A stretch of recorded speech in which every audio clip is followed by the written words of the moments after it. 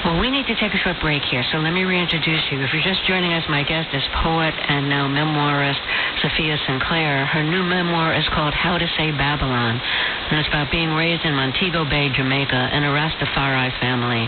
We'll be right back after a short break. This is Fresh Air. How did we get the Supreme Court we have today? On More Perfect, we try to get inside the minds of the 9 justices.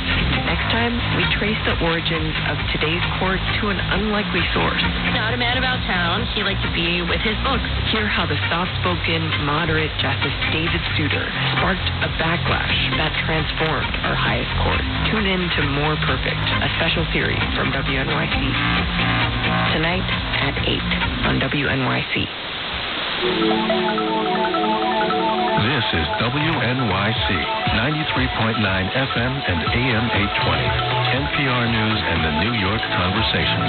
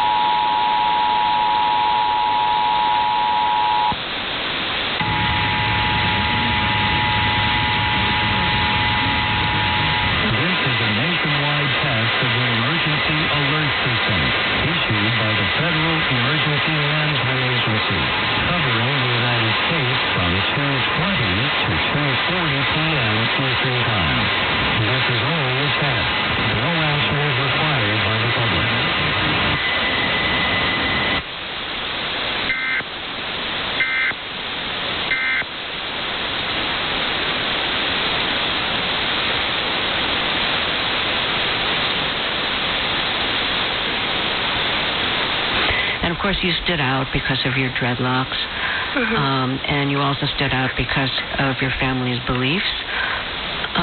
So what was it like being let out of the gate, but going to a place where you were, you and your siblings were like the only ones who were Rasta? I mean, the first time I went to school with dreadlocks, and in Jamaica, when you wear your dreadlocks, it is a signifier to anyone around you that you are Rastafari. It's not a choice. It's like a sacred marker of Rastafari.